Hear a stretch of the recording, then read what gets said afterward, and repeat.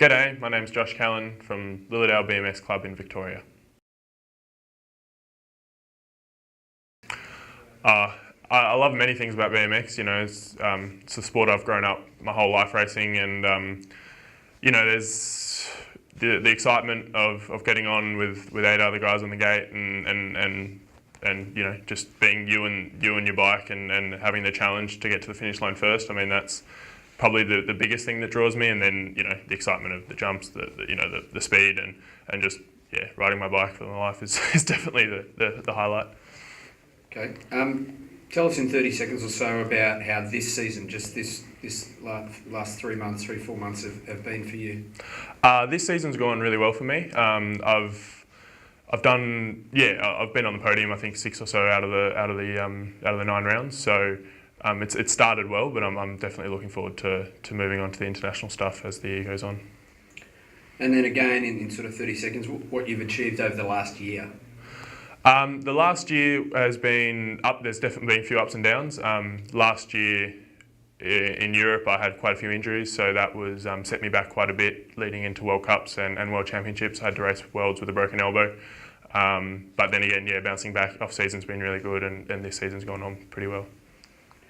Well, thinking of this weekend, national championships, what are your expectations of the for a performance here, and who will be the hardest to beat, why, and where will you be in the mix? This weekend is going to be tough. There's a lot of fast guys here. All the guys, you know, the Americans, Sam, Anthony coming back for the event, plus all the Australians, with Bodie doing really well this year, and Corey, Max. I mean, there's the whole field of 8, the whole gate of 8 is going to be a tough one. So. You know, that plus the challenges of the track. The track's hard, and it'll make some interesting racing. So, I'm really looking forward to racing and getting out there and kind of mixing it up with them, and hopefully getting some good results.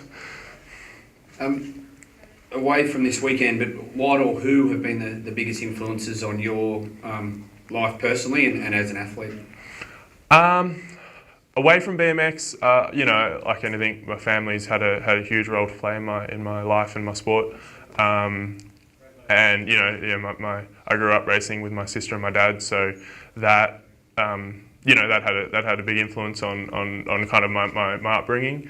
And you know, and I've always had idols in other sports, and I'm a big motorcycle fan, so I'm always into MotoGP and watching those guys and other, you know, other motorsport is a big area of interest of mine. But you know, so there's a lot of different things. I mean, I've always been a very active guy, so all sports interested me. But it's been. You coach as well at quite an elite level as a Victorian coach. What has coaching other athletes taught you about you as an athlete? The coaching. My coaching over the last few years has really stepped up, and I'm really privileged to be able to have the role of Victorian State coach. I've really loved the role. I've really enjoyed the work I've done with the Victorian kids, and that has taught me a huge amount in my own, not just my own riding, but also just like life in general, the discipline, the sort of, and they've, you know, they're a talented group of kids. Even riding some of the things they can do on their bikes, I'm like, oh, and you know, they're definitely the next generation's going to come up and stronger and faster than ever. But you know, it's been a good role, and hopefully they you know, the kids that I coach here do well. They've been leading really well. Most of them had a really good season in the national rounds, and you know, hopefully, I'm privileged and happy to be part of it all. What makes Josh Callan tick? Who is Josh Callan? Who is Josh Callan? That's a hard one to answer. You know, I'm as I said, I love BMX. I'm a big, passionate sort of a sports person. You know, I grew up in a pretty supportive family, so I've always had a lot of support from friends and family back home in Melbourne.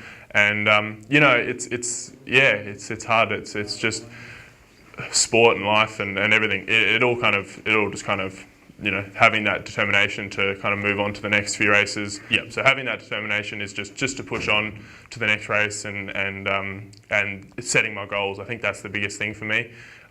Just, you know, whether it's in my coaching and setting goals with where I want to get with that, or with my racing and setting goals on on wanting to move on to the next race or the next year or the next season or whatever it is. Okay, one last question. Talking of next season and one last race, the one big race, the Olympic Games. Do you feel it? Do you wake up every morning with that dream of making that team in the back of your mind? Yeah, definitely. I mean, the dream of making the Olympics next year and racing in the Rio 2016 Olympics is huge. It's always present and it's always there. I mean, just through the sort of the daily training routine, it's definitely a motivator. It's definitely something that's just keeps nigging there, going, okay, no, if one more set, one more, push that little bit further for that next, that little inch, that last 1 or 2%. And it's definitely a motivator, and at races too, it's all important now, getting points and making sure that you're in contention. So. It's definitely a motivator, but also it's trying to draw the line between having it as a motivator and having it affect your performance because you're so concentrated on it. So being able to step back and just go, I've done all the training. I just need to let it all come out and let my training talk, not get too caught up on the result, because I've had some times in the past and it hasn't gone well. So just being able to just relax and just let the racing come. So it's a fine line between the two, but it's definitely really useful for training. But just trying to in the racing, just let it come out, sort of thing. And on that, if you were able to do that successfully and you earn one of the 3 spots for Australia in Rio, what would it mean to you to walk into the stadium or to stand up on the start gate at the first race, first moto? If I was able to be selected on the Australian team for the Olympics, I would. It would mean the world to me. I mean, it's the pinnacle of our sport, and the sport is my life pretty much. As I said, I've been racing pretty much my most of my conscious life, and to be able to reach those goals, it's been. I was a bit disappointed with my lead-in into 2012 and not getting myself in a position to head over there. So this sort of next 4-year block has definitely given me some time to reflect and try changing a few things in my life and my training and everything else, which I've done, and I'm So as they all say, it's definitely trying to reach those goals and the setbacks that I've had over the last few seasons and stuff like that. It'll just be the top of the world, and I'm pushing hard, and hopefully I can make that happen.